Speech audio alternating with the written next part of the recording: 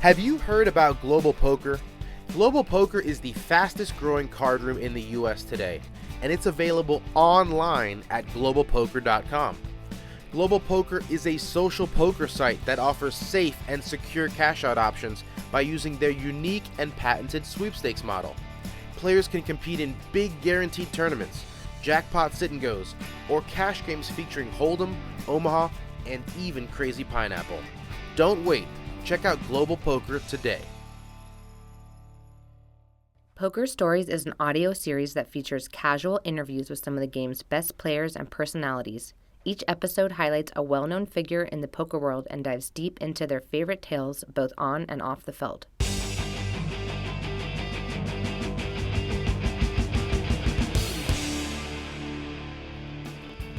Hello and welcome to Poker Stories, a podcast brought to you by Card Player, the Poker Authority, and hosted by me, Julio Rodriguez. This is episode number 88 of the podcast, and it's not quite like all the ones that came before it. As you may have noticed, I record all of these podcasts with my guests in person. I go to the person's house or hotel room, or they come to the Card Player offices, or I meet them in a casino somewhere. I've always insisted on doing these episodes face-to-face with the person I'm interviewing because, one, I live in Vegas and have access to all of these players, and pretty much every poker player comes through town at some point. And two, because I think it just sounds better. You don't have to worry about bad internet connections and audio issues, and I feel that the players tend to open up a bit more when it's in person. Now, all that being said, obviously these face-to-face interviews are going to be impossible while the coronavirus keeps us all indoors and practicing social distancing. So during this shutdown, to keep the show going, I'm going to break my own rules and get some of these guys on the phone. I thought we'd start by catching up with the subjects of our most popular early episodes. It's been almost 3.5 years since Poker Stories first started, and a lot has happened during that time in the poker world, particularly for our three guests today: Jason Kuhn, Nick Schulman, and Bryn Kenney. These guys were on the show very early on and have won a combined $70 million since. So there's a lot to catch up about. First, I spoke to Jason Kuhn. Jason was nice enough to be kind of a guinea pig for me when I started this podcast because I hadn't quite figured things out yet. In fact, I remember quietly panicking at his apartment when I couldn't figure out how to get the microphones working. Of course, he was very nice and patient with me, and it turned out to be a great episode. Jason had $6.5 million in earnings back then and was coming off of his best year ever. Now, he has $31 million in earnings and is number 9 on the all-time money list. So obviously, it's been a good few years. Jason's two biggest wins have actually come in short deck high roller events, which we talked about during the call. Anyway, that's enough intro. Here's me catching up with Jason Kuhn. Jason, how the hell are you? Doing great, man. Yeah? How you holding up in quarantine? It's just kind of like another day in the life for me. I guess poker players are lucky enough that if you play on the internet, you can work. Mm-hmm. This is like nothing new for you, being holed away for a few weeks, playing online poker every day? Yeah, it's just like, that's how I kind of cut my teeth, was just not leave my house and play on the internet. And yeah, that's just, everything else is kind of weird, like going outside and taking walks and looking around. It's kind of going to the grocery store or whatever. It's kind of a bummer, or just my folks back home, or my family back home, kind of hearing all the stuff that they're dealing with. It's certainly it's a wacky time, man. It's a weird time. Absolutely. But you're not, going too stir crazy or anything. You're managing to get in all your reps and stuff. Yeah, I have a routine. It's easy for me. I work out every day. I get outside every day. I hit the sauna every day. Eat well and play. So it's not perfect, but it's totally fine for me. And well, I want to catch up our listeners on your career the last 3 years. You're one of our first episodes ever on Poker Stories, I believe episode number 2. And it's obviously gone on to become the most successful podcast in podcast history. But you were definitely one of the most popular episodes. But I forgot, where you were at your career at that point. Do you realize that back then when I interviewed you, you had just 6.5 million in earnings? Wow, yeah, things happen fast, huh? That's crazy. I mean, we're looking at the 31 million mark right now. So, can you say things have been a little different the last few years? Yeah, man, things are definitely very different. I don't even play that many tournaments anymore either, but my average buy-in's so high. I guess if you win a few of them, the earnings really crank. Yeah, and that's obviously just the live tournament earnings. We haven't talked about cash or anything like that. Um, but obviously, things took a turn. Did you feel at that point, 3 years ago when we recorded that podcast, that things were about to take that way for you, or were you just like, hey, if it comes, it comes?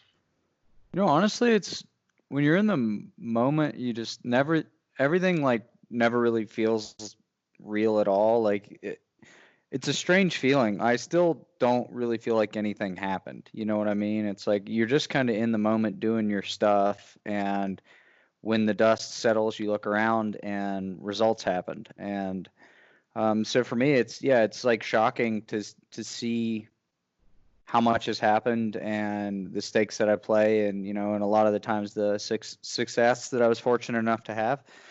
So it's kind of odd and it's bizarre, but it's not really something I think about a lot. So it all feels the same to me. Like I kind of feel exactly the same as I felt back then. So the success hasn't gone to your head. I mean, yeah, it's not really. It's really just like a result of being in the grind full time, right? And Because I making good. mean, you look at, not sorry to cut you off here, but you look at some players and they kind of need that chip on their shoulder, I'm the greatest, mentality to function at those stakes. I'm wondering where you are with that. You still have that killer instinct, obviously, but Yeah, I don't think it does you a lot of good to just sit around and think about how great you are. I just try to do the stuff that helps me improve and put myself in a position to win and respect all my opponents because clearly anyone who does this for a living, especially at this level, is a very good player. And I just try to dive into the work and not really get too wrapped up. At times things get frustrating and, take for instance, for now, like right now, I just been playing for like 17 days straight. Mhm.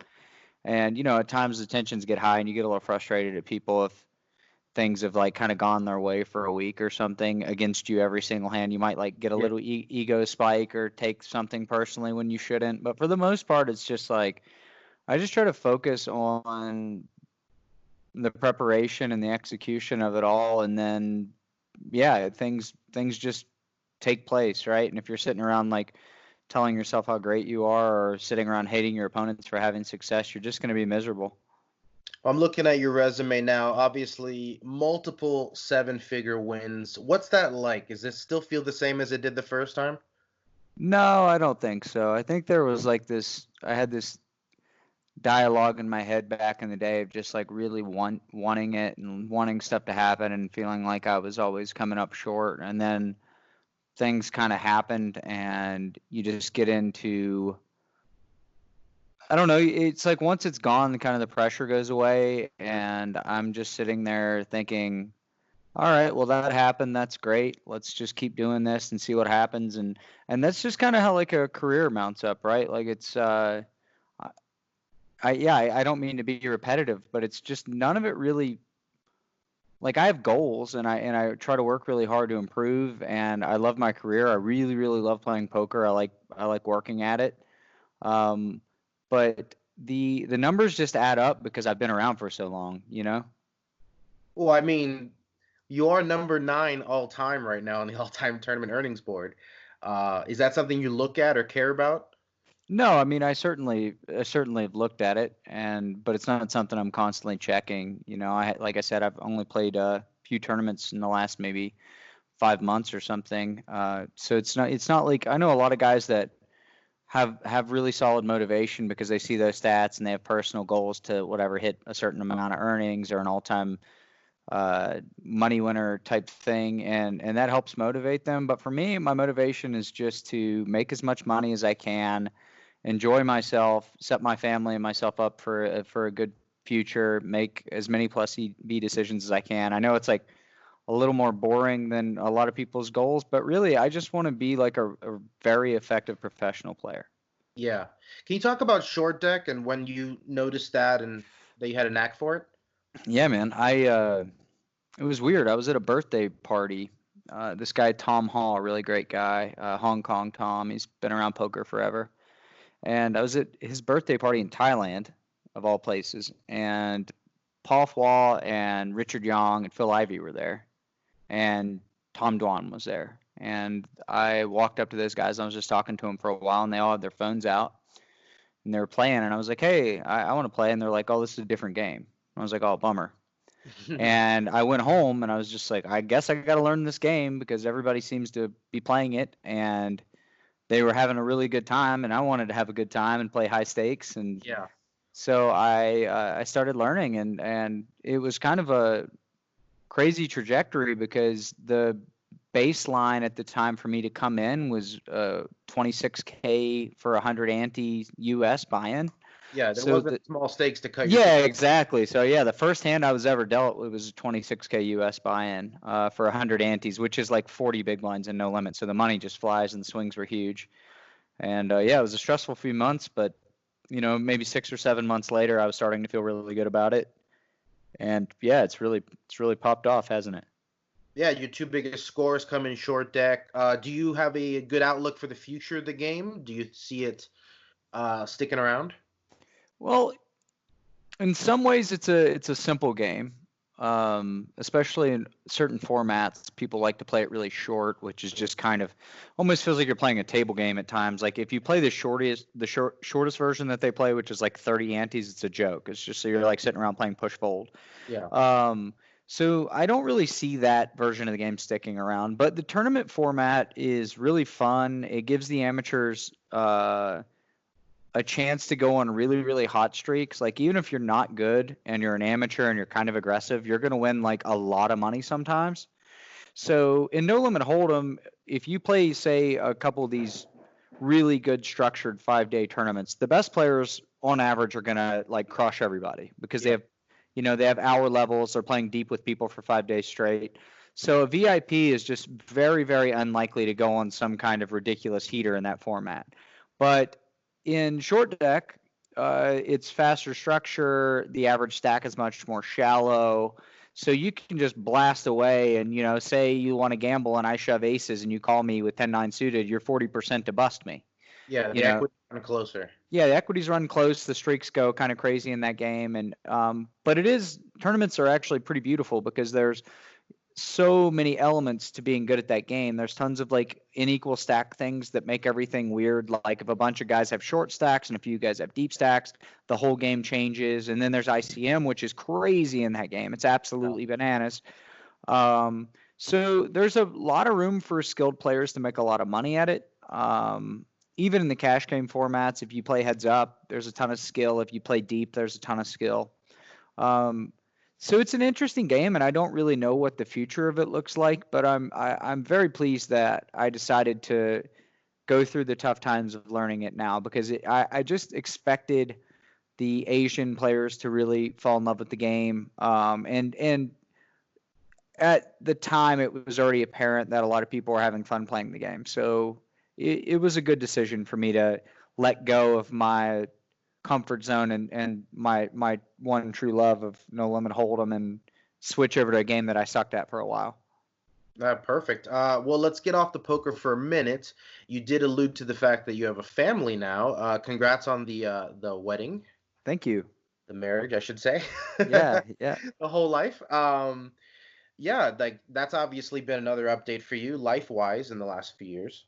Yeah, man, we got married last fall in California, and everything's been great. We've known each other for, 13 years, been together for a little over 5, and yeah, kids are up next, but right now being able to be with your wife while they have a baby is kind of an important thing. So we might hold off a little while until they get this coronavirus stuff under control. Yeah, I might put pause on that for a little bit.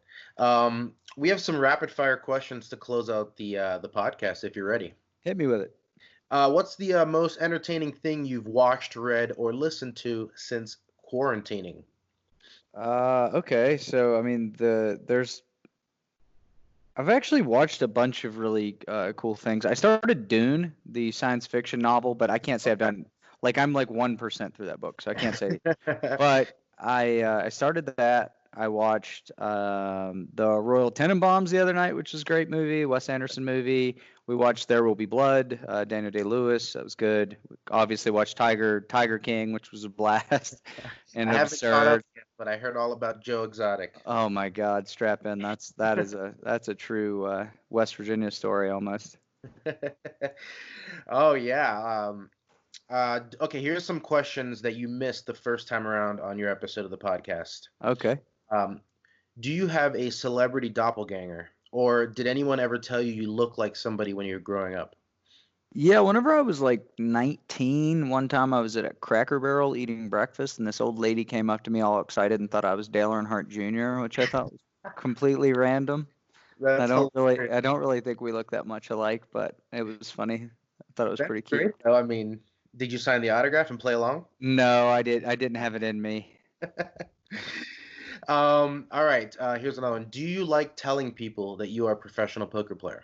Hate it. Absolutely hate it. Despise it. And the older I get, the less I really like do my best to avoid it. Like even now, if I go to gatherings, it generally comes up, and if I don't know people that well, it's just a really exhausting night for me because I just basically have to explain what I do. Like I have to convince these people that I'm not a degenerate for the rest of my evening. Right, right. All they look you up online, they see, 31 million in earnings, and their mind flies with the craziest things possible. Yeah, it can make for a rough night, that's for sure. Do you have a lie that you tell people when they ask what you do for a living? Not really. Like there for a while, I was telling my Uber drivers that I was an accountant because it just kind of shut them up, and I Just went to don't follow business school, so there. I could bullshit with it a little bit, but yeah, not really. All right. Do you have a nemesis, someone you can't beat, or like somebody who just has always hold over you? Not really, man. I don't think so.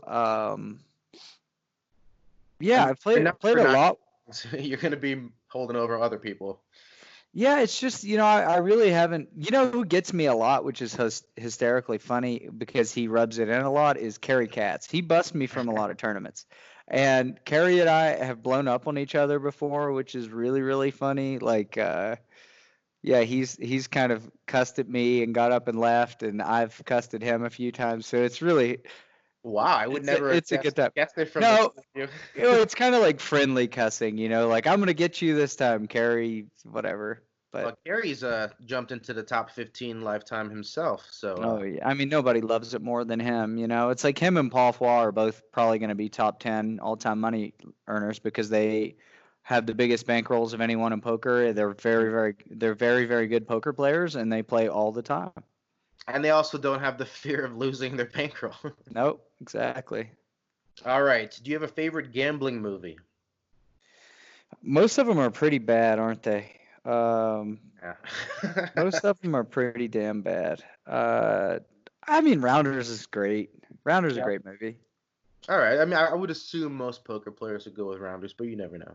Yeah.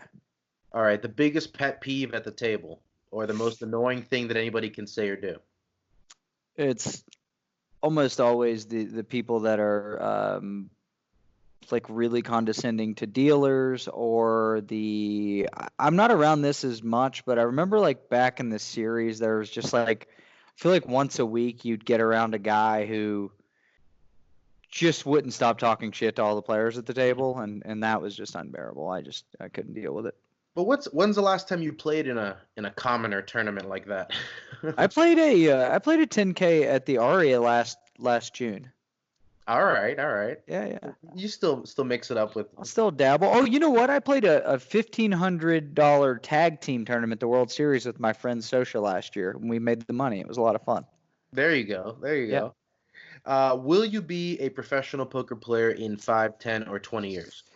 Man, I think about that every day. Like I'll be walking around the block and I just really don't know. It comes down to the opportunities that present themselves. If I think I'm still on top of my game, if I'm still excited to get up, like right now I get up at 4 in the morning every day and play, and half the time my alarm doesn't even go off, and I'm like rolled out of bed and excited to get up here and get to work. So it's 15 years in, and I'm still just so excited about it. So as for now, yeah, I'm in. But the day that light burns out, or I have a feeling things will change for me. Probably whenever I have kids. I'm kind of a psycho with like the preparation and the work balance. I'm just always going really, really hard at. If I mess the spot up, it's like on my mind all day, so I have to figure it out. So the rest of my day goes to kind of figuring things out that I messed up during the day. So there's just so much. There's so much time committed to it that I think once I have kids and my efforts just need to change, I have a feeling I'll at least get significantly worse at poker. Well, they always say the priorities change for sure. Yeah, man. Come. 2 more questions. Sure. What is your bold prediction for poker's future? Bold prediction for poker's future. Let's think about it. It could be immediate future. It could be long-term future.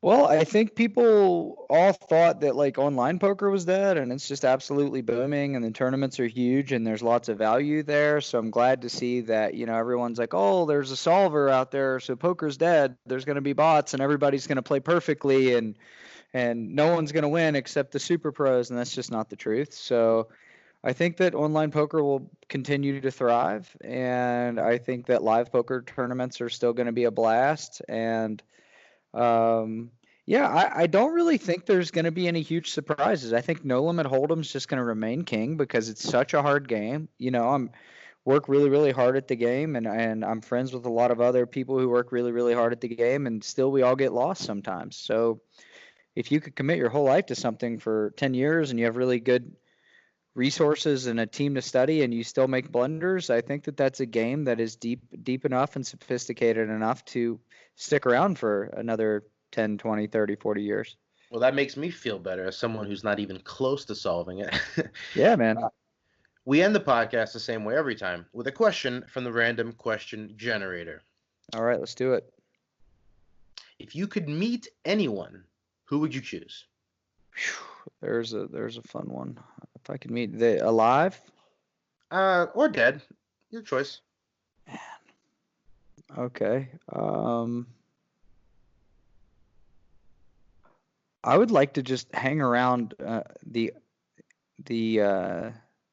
brilliant Isaac Newton. That'd be cool. I know he's a crazy guy and hated being around people, but I'd like to observe the smartest person who ever lived. Right? Wouldn't it be cool to see how the rest of society like shunned him or thought he was a lunatic, or you know what I mean? Like, yeah, for sure, man. You're just like following him around, be like, this guy's a genius. You guys don't realize. Yeah, what are you doing? Just listen to him, okay?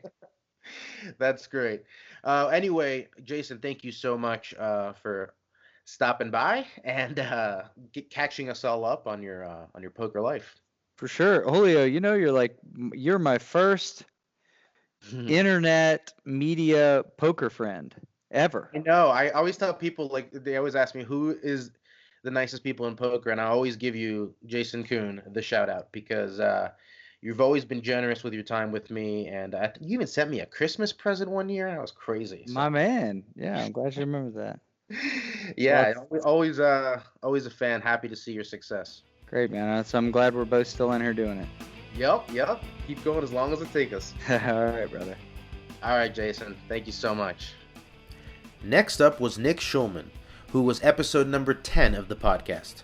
Nick has won almost $5 million since we last talked to him, including victories at the Poker Masters, US Poker Open, Triton Jeju, and his third WSOP bracelet, which came last summer in the 10K PLO 8 or better event.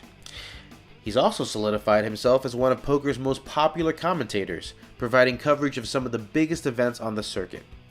Card Player ran an anonymous poll of high roller players last year, and Nick managed to finish as a top vote earner in 3 categories, which were Best Individual Style, funniest poker pro, and the best follow on social media. Anyway, that's enough intro. Here's me catching up with Nick Schulman. Nick, how you hanging in there? What's up, buddy? I'm hanging in there. You know, it's a hang right now. You? That's exactly what it feels like, hanging on for dear life. I don't know, how many more weeks you got in you of this? Man, I mean, you know, I guess like as stringent as it's been, I'm starting to crack a little bit, but you know, I'm trying to just respect society and all that. But you know, I mean, I think we're all sort of feeling it a little bit. I mean, I'm going for some walks and stuff, but I'm just, it's tough, man. I think we're all going collectively a little bit stir crazy, but it just kind of is what it is. Unprecedented times. What about poker for you? You playing a lot, playing none, playing a little? I'm all over the online streets in a variety of ways. I'm in there battling, bro. Well, I want to catch our listeners up because it's been, let's see, almost 3 years since you were on the podcast, and a lot has happened to you during that time, both personally and professionally. Let's get to the poker, because when you were on the podcast, you had 8.3 million in live tournament earnings, and now you're up to 12.8. So obviously, it's been good to you the last few years.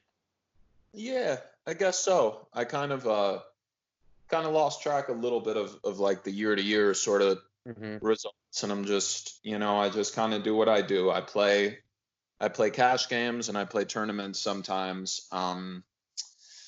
And yeah, you know, I mean, I'm always trying to kind of just do my thing, try to keep improving, keep battling, trying my hardest, all that, all the cliches, they all apply. Blood, sweat, and tears, baby. I'm just I'm still taking the punches. But yeah, I'm it comes and it goes kind of in this life. I'm grateful for it, but I'm also, you know, it's I don't know. Right now, I think all of I'm really kind of foaming at the mouth to play a live tournament or just play live again. I miss it. It's kind of, it's been my home sort of for a long time, where just I kind of really feel like myself at the poker table, live with chips and cards and stuff. I miss it, man. Do you feel like your game suffers without that live element, or just boredom? I think this is a period of serious improvement for me, because I'm online all day, which is strong. You see tons of hands, and I got a little kind of group going where we're reviewing hands and all of that. So it's good. I think I'll come out of this probably a little bit stronger of a player. Yeah. Well, last summer was big for you at the World Series. Obviously, you won your third bracelet, taking down the 10K PLO 8 or better, and then you finished third in the 100K for dropped my mic, 1.2 million. Just wondering what your breakdown is, you know, pre-isolation between cash games and tournaments these days. I don't think I played a tournament since the World Series. It was all I've kind of become one of these guys who sort of just plays tournaments at the World Series and a few kind of like high rollery events at Aria and at Poker Go. And I will try to play some no limit tournaments, like main event kind of things. But that just didn't come to pass post World Series. I'm very in and out. You know, sometimes I get the itch and I'll like take a random trip, but I'm mostly cash games in Vegas and the series. Yeah. Well, let's talk about any personal changes that have happened in the last few years. Anything big going on in life? Have a little girl. She's adorable. Got a baby mama. we're all under the same roof, and things are honestly good, man. I feel very blessed. She's been a great thing for me. I mean, you know, the love a parent feels towards a baby is pretty special. She's very cute, evolving, changing every day. Puts everything in a perspective, right? Yeah, it puts things into perspective, and I just wish that I kind of solidified myself and my future a little more before having a baby, because that might sound like a weird thing to say because I got some good things going on, but this gambling life, like, there's some ups and downs, and I wasn't where I anticipated I would be when starting a family, but life just kind of never sort of goes as planned. So, you know, it was a surprise for us. You know, we were just banging, bro, and then bang. No, I'm kidding, but but she's the best thing that ever happened to me, really. I mean, it's a beautiful thing, man. Well, it's interesting you bring up that gambling because you are one of those pros on the younger side who do have the old school gambler look and feel. I don't know, do you act that way? I mean, are you like Chip Reese and leaving 250,000 on the roof of your car every once in a while? It's all right. It's yeah. I've had a lot of those stories over the years, but I also have a kind of I don't know, mindful side a little bit, or I like to think at least it's just a byproduct of growing up in New York and kind of the people that I grew up around. But I think deep down I'm a little bit layered. I'm not just a stone cold old school gambler like No, zero if anything, for you're the my whole hybrid. life. I'm like a hybrid, yeah. But I'm looking to evolve into like just a responsible fucking guy. Yeah. Like it's that's what I want to be. I don't want to just like ride the roller coaster forever. But the world of high stakes gambling, it's a crazy world. Yeah, and obviously having a family to instead of just yourself to look after makes things a little bit more difficult. It makes things a little bit more difficult, and for me it's not even really like the money or baby's going to eat well and we're okay. It's more just when it's managing, like Galfond went on a very public kind of downswing, and he was very inspiring for a lot of guys, the way he wrote so eloquently about just the rigors of stuff like that. But it's true, those are just words, but I'm sure he felt it. You feel it. It's not the money, it's the losing, like when you're just getting your head kicked in. And I win more than I lose, but those times historically I'll distance a little bit. I'll go for a walk, I'll go to the gym. I have my little routine. When you have a family, you kind of have to show up sometimes, and when you can't, or when you feel like you just need your space, or you need to kind of just be with your own thoughts, or get out of your kind of own head, it's tough. Gambling, it's Sure. just it's Yeah, and there's not a lot of commiseration from other gamblers. Nobody understand. The only gamblers understand. Yeah, and they want to take your money, so. Exactly. Anyway, we have some rapid fire questions to close it out here. Some of these are ones that were not in the rotation when you were on the podcast, and we have some new ones as well. You ready for that? Oh, baby. Ready. All right. What is the most entertaining thing you've watched, read, or listened to since self-isolating? I love season 3 of Ozark. I love that show. Okay, I haven't gotten into that show. What is that one about? Oh, it's good, dude. It's like this, like, kind of typical sort of Chicago couple out of nowhere get into laundering money for a drug cartel. Perfect. Oh, that is not what I would have thought at all. Yeah. Based on the title. Yeah, it's awesome. They go to the Ozarks. Is that the Jason Bateman one? Exactly. He's going to be playing in a online poker tournament in a couple hours here. Are you playing in that tournament by chance? I'm not playing in that tournament, but let's go, Jay. I think I might be commentating, by the way, an online tournament in a few days with some pro golfers. It's like a charity thing. I said I'd do it, yeah, but I don't have like the details. So, but I might be, yeah.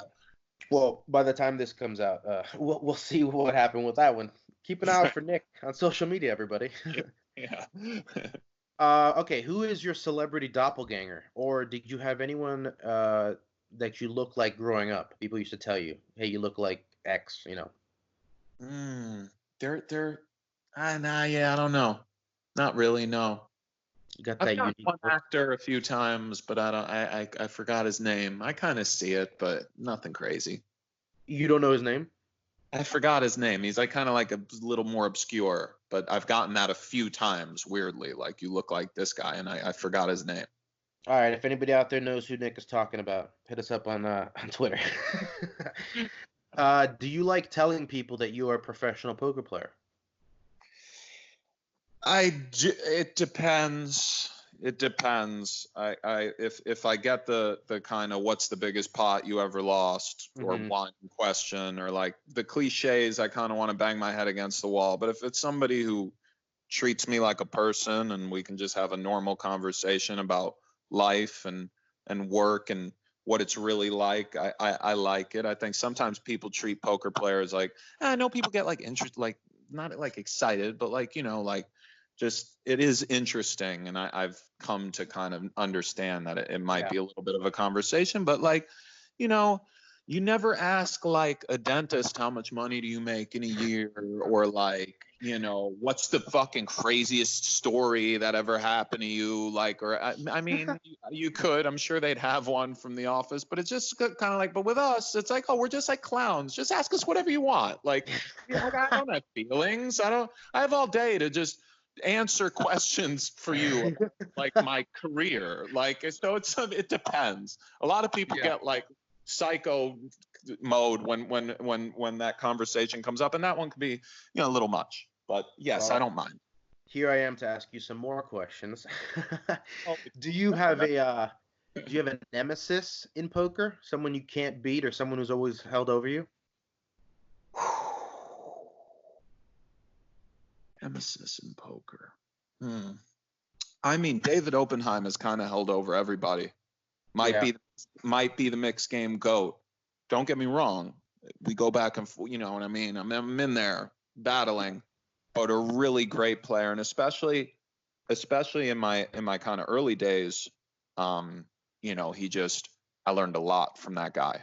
We've battled a lot in Bobby's, so he's also a very close friend. So I mean, nemesis, but also one of my best friends. But he comes to mind as just an incredibly challenging kind of opponent, and there have been many over the years, but not a pure nemesis or somebody I can't beat. No, not like a villain, somebody you gun for. Right. Yeah, no. Shout out to David O. Do you have a favorite gambling movie? Probably the Hustler. I don't know if that's like a gambling movie per se, but I mean, for sure. I would say also The Color of Money, the sequel. Owning Mahoney was great. Rest in peace, Philip Seymour Hoffman. I don't know if you ever saw that. He was just like a banker who was like just a psycho degen craps player. He was so good. It was Uncut Gems before. Oh, by the way, Uncut Gems, maybe one of my favorite movies of all time. I couldn't understand whatever. I mean, obviously different strokes for different folks. I fucking loved that movie. Did you? I feel like a lot of us in the gambling world watch that movie and we're like, ooh, this hits a little too close. Well, it hits so close. Also, like growing up in New York City, and I grew up around people like on the Diamond District hustle. So that whole depiction too was just like unreal. I mean, Sandler was perfect. It was like a perfect performance for me. I don't know. That goes a long way. Like for me, like he was just so good. I didn't even. I was just like entranced by it. It was just. But yeah, it was a very frenetic, kind of uncomfortable pace, and yeah, it did hit home a little bit. Well, without giving away the ending, did you see it coming? We won the tip-off. That's the most important part of the bet. Yeah. No, I wasn't shocked, but no. Yeah. That's great. All right, we got a couple more. What is your biggest pet peeve at the table, or the most annoying thing anybody can do or say? I mean, even pre-corona, like people who are just eating with their fucking hands, shoving their fingers in their mouth and then touching the chips is way up there. You see that sometimes, and I'm not like a germaphobe or anything, but it's like, what are you doing, bro? I mean, come on. I wonder what the social rules will be around the poker table when it all comes back. Might be some changes. You're right. Also, people that berate the dealers, it's just disgusting. I hate that you have to be around that energy sometimes at the poker table, because there's some just animals, just these deranged animals floating through life, fucking just lighting people up who haven't done anything wrong. And some dealers are not totally in the clear. Like, but if someone's just dealing and like you're taking bad beats and like lighting them up because you're not happy, like, that shit is, especially you get a little older, you've done this for like long enough, it's sickening, really. It's like, it's just, don't do that. Yeah, absolutely. Will you be a professional poker player in 5, 10, or 20 years? I don't know. Yeah, I'll be playing, I think, for sure. I don't see myself not like showing up to World Series events, not trying to stay sharp, not trying to get into good spots and all of that. But I don't know. I have one little dream that I have pushed a bit kind of behind the scenes. And if that came to pass, I would probably maybe go for it. But I'm never going to like totally drop out of poker. Do you have a bold prediction for poker's future? I think poker's future is bright. I think it can come back. I think it's a little bit grandfathered in as something that can always be very interesting and all of that. But the evolution of things like game theory and computer assistance and so on and so forth have made it so in No Limit Hold'em, it seems that the cream will really rise to the crop. Did that cream rise to the top? To the top. To the crop? Yeah. And that's it's the cream of the crop that rises. The cream of the crop, right, rises to the top. Well, yeah, I'm losing my fucking mind, bro. We gotta listen. We need the corona to end, okay? Yeah. This is enough already. This is isolation talk. Well, yeah. So I don't know, honestly, but I think it'll always remain in some capacity, I hope. And a lot of it comes down to the production and the way it's depicted and the stories that are told through the game. But, things like when the main event comes around, it's still just a very relevant kind of time for our sport. And it's nice. Yeah. Well, we end the podcast the same way every time with a question from the random question generator. Here we go. Have you ever shoplifted? Yes. Yes. When I was in my teens, I was running around with some hoodlums, and we stole beers a little bit. We did our thing. Not proud of it, and it did not sit well with me. I wasn't like, yeah, this is great, but I wasn't about to be a bitch, so it was kind of like one of those things. I kind of sitting there in your stolen hoodie sweating. Could be worse. But I remember actually one time we stole like snacks and fuck shit. And the guy was like, I work really hard. I own this business. Like, fuck you. And I was like, damn. It kind of like, it really like rattled me. And I post 17, 18, I never shoplifted again, no. Well, everyone could turn it around if you're listening out there.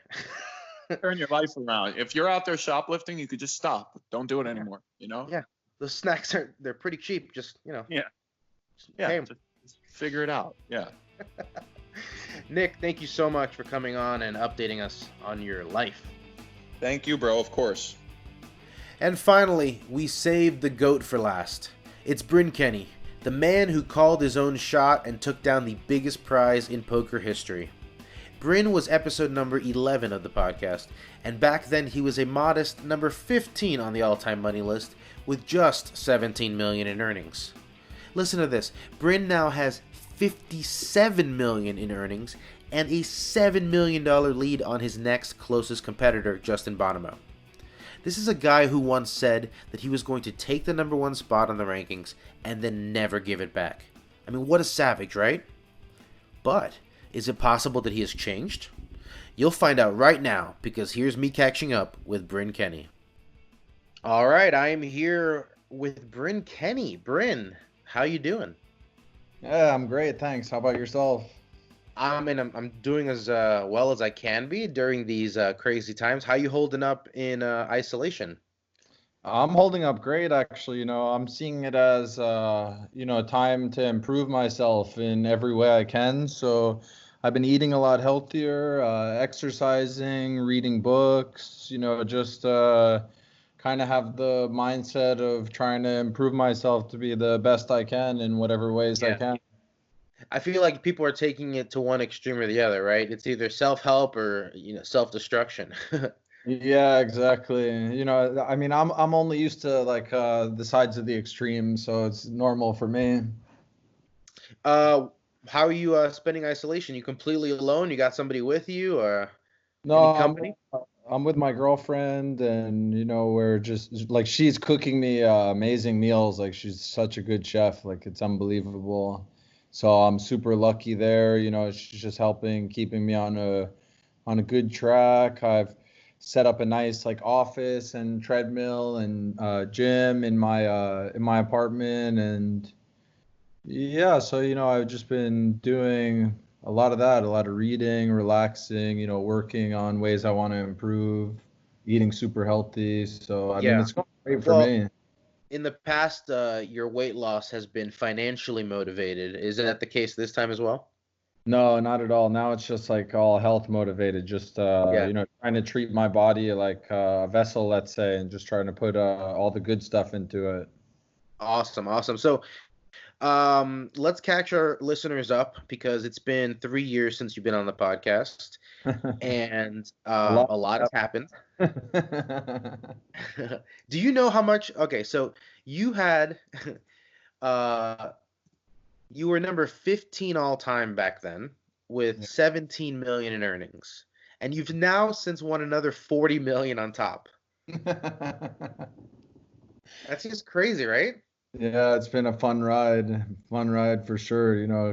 More crazy ups and downs. There have been times after that where, I went from having a lot of money to losing it all, owing my friends again, getting myself out of it again. At the start of 2007, or I think it was like the end of 16, I got into a bad spot again. Then, in 17, I won the most in the world.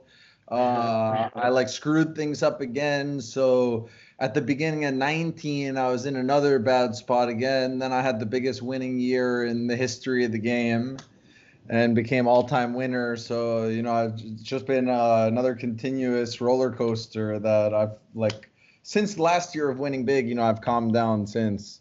I can't let myself hit the bottom of that roller coaster again. Well, what's calming down? I mean, like since that, so you won obviously 20.6 million over in that Triton event, in a crazy, situation where you bet on yourself huge and it paid off big. And I Um, mean, that same year too, of the other two Triton main events, I won another one clean and then chopped the other one heads up. So in all three Triton main events in the year, I got first, second, but both seconds making deals in it. yeah, but you were going hard playing, all the high rollers and stuff like that. In since that time, you said, calm down a little bit. You've still cashed for about $1 million in that time, but Yeah, I mean, um, more calm down. Like, poker's never really been the problem for me. It's been like other stupid situations that I would get to on the side. Staking and some stupid business things, trusting people too much, like just letting people burn me for way too much of the money I had. Now I just don't really do that anymore. I don't really. Yeah, I'd rather give the money away to people who are in need than to, just like lose money stupidly. At least that's where I get the most satisfaction out of, so that yeah, all that I'm doing well for myself, I'm able to, my initial really like motivation was to help my family, and then it turned into friends, and then, friends of friends, and then new people I meet. So, the best satisfaction for me is that the money that I make, I can, spread that across in many ways to a lot of people who are, selflessly doing good in all different avenues of the world, where my eyes have been much more open now to, people. And now instead of just stupidly giving or stupidly, making bad decisions, instead, a lot of good people are coming in my direction. Like who knows like how the universe works, like gravitating towards me maybe because like the vibe that I'm on. And it's just been fun, making people feel appreciated, and being able to do good for so many people is like the best feeling that I get from anything. do you still feel like a gambler? No, actually, I don't feel like a gambler anymore. I think I've outdated those shoes. Yeah, because I was gonna say, you've always been kind of a little bit old school in that approach of, I'm the best and I'm gonna take all your chips, and also new school in that you're not ignoring the math behind it. You're obviously are treating it like a business and picking the spots that you feel are best. I'm wondering if poker players are even considered gamblers anymore. or if everyone's just, pushing the Yeah. best button. Maybe not even like now, especially nowadays, it's all like EV hunters, I would say. Like, Yeah. do I have enough like EV in this tournament or so? There used to be a lot of like blasters, people just like playing heads up with other sharks and getting it in, playing like sick heads up matches. And now it's more about like, people trying to take smart decisions financially. Poker's went through like a lot of different phases of how people play and how people look at things. And, when you're younger, you don't really take things too serious. And then when you've been through the ringer a few times, usually you get smarter. Yeah, for sure.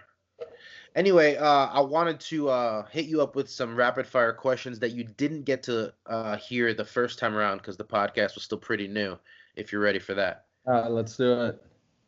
All right. Let's see here. What is the best thing you've watched, read, or listened to since self-isolating? It's a book called The USA Guide to Balance that actually my girlfriend recommended to me, which it's like about mind, body, and spirit, and just has a kind of like talked about a lot of things that I believe in, and then a lot of things, new things to put in my mind. So, that's helped me a lot, to improve my mind and spiritual and health aspect. Yeah. How has it helped at all with poker, or are you not playing much these days? No, I'm not really, because I'm only really interested in playing high, like very high stakes. So I went to Sochi and played like the super high roller bowl there. I would always go to like, let's say the Tritons or super high roller bowls. I like playing like 250K buy-in. If there's ever $1 million buy-in anywhere, I'll definitely be there for sure. But like grinding poker, it's just not really, it's not the same for me anymore. I have a lot of different ideas of things that I want to do, in my life and with helping people. And, I see poker is not really to be a professional poker player continuously from now isn't really the way that I can do the most good. Well, one of the questions I was going to ask you is, will you be a professional poker player in 5, 10, or 20 years? I don't really consider myself a professional poker player now, so Yeah. I'd say that's already finished. Yeah, like I only go to places that I like the city or like how it's run or high stakes. So even before where everybody was isolating, I was only planning on playing maybe 10, 15 tournaments in the year maximum. Well, let's talk about the all-time money list, because at one point you said you were going to take the top spot and then never give it back. Well, look at the difference. Maybe Justin's like a little bit close, but other people are 20 million behind me. Yeah. There aren't any plans for any $1 million tournaments, and I'm going to continue playing 250K buy-in tournaments. So, it's going to be very hard for anyone to catch me. Maybe like since the short, like there could be high stakes short deck tournaments, and since like you get in for so many bullets and you can cash those a lot, it might change that someone maybe catches me because of short deck or, and that was like, a younger me, like that, a cockier me. If anyone catches me and gets above me, good for them. Like, I have had my time at the top, and, I have much more interest in doing other things. And, if those things work out, I'm happy for someone else to take over. Well, that leads me to my next question. You are number one in the world for live tournament earnings in poker. You were also number one in the world at Magic the Gathering at one point. Is there anything else you think you can get to number one in the world at?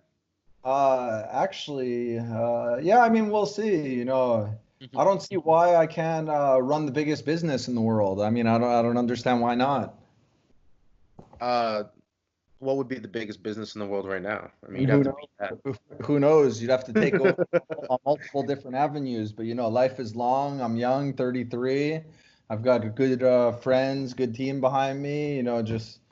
Everything I do, really, I kind of see myself as pretty selfless. Even recently, I kind of stopped wearing my watch and my necklace. Just started just feeling that, because actually I was thinking about buying a watch like for $1 million, like one of those Richard Mille like sick watches. Yeah. And then, just one day I just figured, why would I buy that? Just a thing that I have to worry about, something that, I have to make sure it's here or there and that I don't forget it Yeah. somewhere and always on my mind. And, all the good that I could do with $1 million, like I've always seen myself as very selfless. So, having $1 million watch doesn't go through that anymore. So I've done a lot of thinking of, just wanting to act in the ways that I feel completely. Plus, like, in poker, like all the things that I say, poker is a big mind game. So, there's been a lot of times where I've said things kind of to try to trick people, let's say. So, like, even in that Triton tournament, I like the bets that I made a lot. But the way that it was is, okay, so I was doing really well that year already. Like, I won Aussie Millions, I chopped the Triton in Jeju. Like, I was having a good year. And the thing is, the people didn't know that I was in a bad spot from the year before, so they thought I was probably killing it.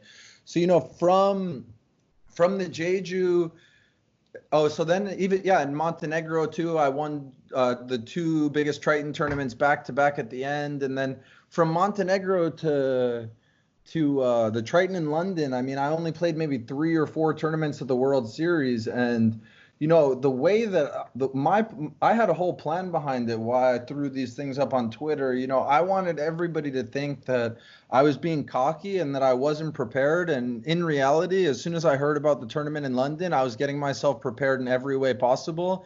Yeah. So I used like all the stuff I wrote there as like to mess with people's brains and have them think a way about me that wasn't actually true, which I could take advantage of in game. Well, I mean, yeah, I read, with the side bets, you were basically all in on that tournament, in one way or another. Yeah. I was just, which is insane to think about given the year you had. Yeah, yeah. Well, I started that year negative millions, so nobody know. I keep my things pretty private, so nobody really knows like when I get myself into a bad spot or so. And because even when things are bad, I'm able to keep myself in a good mindset, laughing, smiling. So really no one has an idea ever like how much money I have and if I'm feeling good or not, because like I'm always feeling good.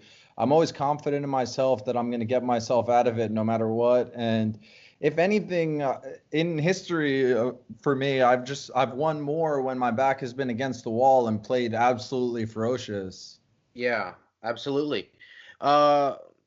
Now you're not a player, and you're not a professional poker player anymore by definition. But when you were, did you have a nemesis or someone that you just couldn't beat? Somebody that held over you?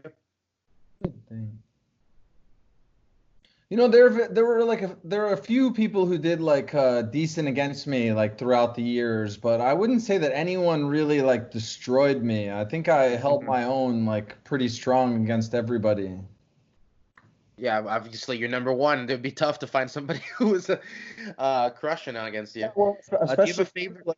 if someone was crushing me, that means that they probably found a leak in my game. And since I'm the only person who was playing the highest stakes, who wasn't really having a group of friends that they were studying with or talking poker with all the time. So if someone was crushing me, they would have found a leak, and then a bunch of other people would have been crushing me too. Right, So, they would have spread it around. like that reason, it's clear that I had a pretty strong game with not many leaks inside, because they would have all been talking about it and taking advantage of it. So I think that, I have a different, style of play. I found a way that works for me. It's not the way that anyone else really plays at high stakes, but it's just it worked for me. And even if people thought that I was taking it like easy and didn't care just because I wasn't studying POI solver or whatever the hell this stuff is.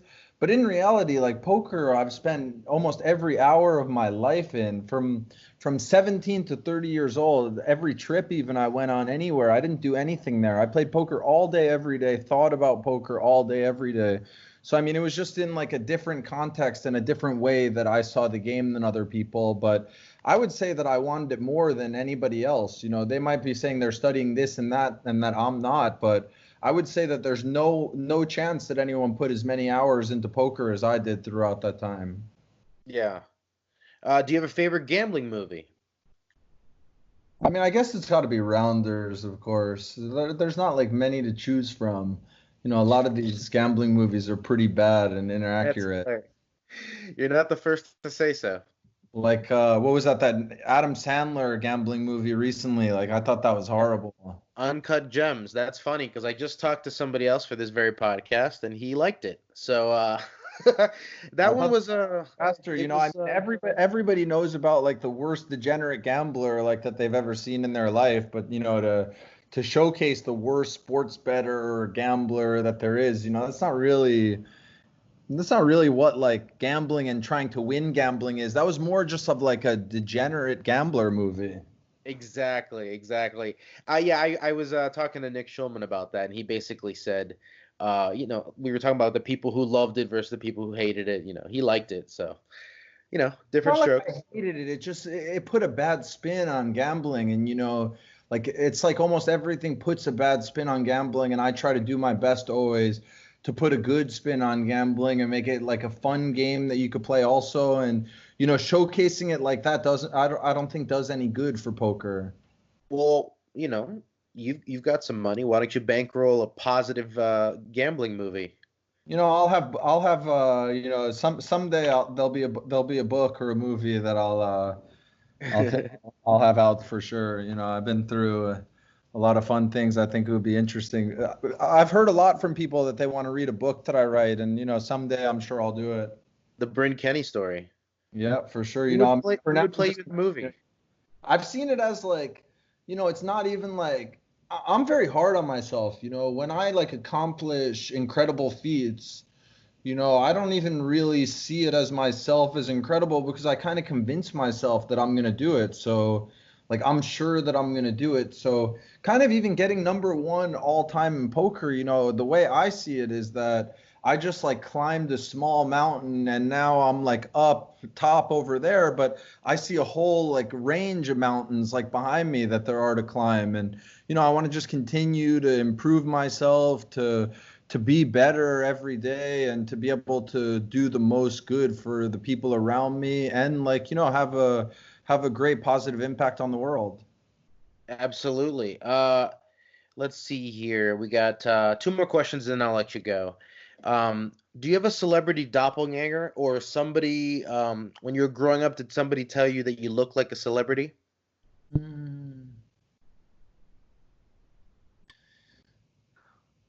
It's when I was like younger, like they said, a lot of people would say that I looked like Vin Diesel actually when I was like 15 years old because I always had a shaved head, and that was like the last time when I was actually in good shape. Maybe it was like yeah, about like, because I played Magic until I was like 16, and after that, I started working out a lot, getting into good shape. At like 16, 17, I was working at this grocery store, and I would carry bags out for people like to their car to help them. That's the way to get extra tips. And I would always try to carry the most bags out too. So with like the shaved head, and it was like when Vin Diesel was big at the time. So I was getting that at that point. Were you also a good break dancer like Vin Diesel? No, no, no. Although that All would right. be fun. I would love to like, take some lessons or so. Well, it's a period of self-improvement, right? Now's the Yeah. time. Although it's hard to take classes from anyone now. It's the self-improvement of yourself in Exactly. interior. Do it all on your own. Like I always do the best when, I have a good teacher. Like it's hard for me to listen to people who aren't following their own advice. So, Yeah. let's say for instance, if I have a trainer who's trying to train me, but he's like eating unhealthy himself, not like killing it himself, I'm not really going to listen because, the way that I listen to people is I need to see that they're doing it themselves. And then I'm like, oh, okay, yeah, I want to kill it like how they are. Right, they got the results. Yeah, exactly. The results, the drive, and to follow your, talk is cheap. It's easy to say things, but much tougher to follow. So, I've kind of, especially recently, I've gotten more into the feeling of, anyone can say anything. It's very easy. Words are like talk is cheap is a beautiful, beautiful line. So for me, it's like, hey, show me. It's very easy. You can say it, but why don't you show me it instead? Absolutely. We have one more question because we end the podcast the same way every time with a question from the random question generator. You ready to go? Yep. All right. Okay. If you had to change your name, what would you choose? See, I love my name, but I guess Never had any issues being named Bryn? No, actually, when I was younger, I didn't really like it so much. My mom like reminded me because it was unique, I guess, and maybe at like 13, 14, 15, maybe I didn't really like it, but People call you Brian by accident? they still always call me Brian anyway, but it's like I grew into it, and I would say from like 17, 18 on, like I never had any bad thought about my name.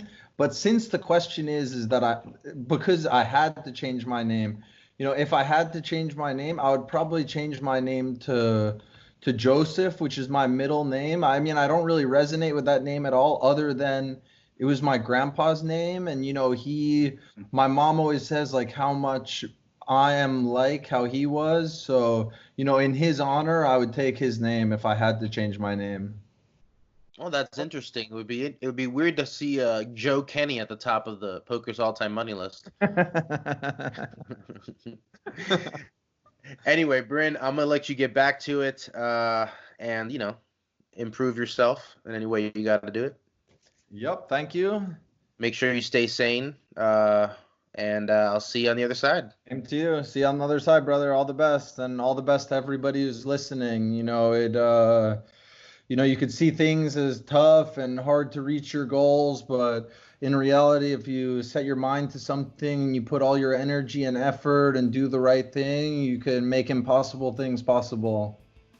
Boom, there you have it from Bryn himself. Go make it happen. Bryn, thank you so much. Thank you. That's it. That is the show. I want to thank all three of my guests, Jason Kuhn, Nick Schulman, and Bryn Kenney, for updating us on their poker stories. You can follow them on social media at their own names, Jason Kuhn, Nick Schulman, and Bryn Kenney. And don't forget, you can also follow us at Card Player Media and also at poker_stories. I mean, that was fun, right? We'll probably do a couple more of these catch-up episodes if you guys like this one, and we'll see just how long this shutdown lasts. Either way, I want to thank you all for listening to Poker Stories. And if this was your first time listening to Poker Stories, please go ahead and subscribe. If you want to go the extra mile and leave us a nice rating and a review, let us know about it with an email to pokerstories@cardplayer.com, and we'll say thank you with a free digital subscription to Card Player Magazine. And again, as a reminder, while the casinos are shut down in the United States, Card Player Magazine is completely free to read online. So make sure you go check that out. Until next time, thanks for listening.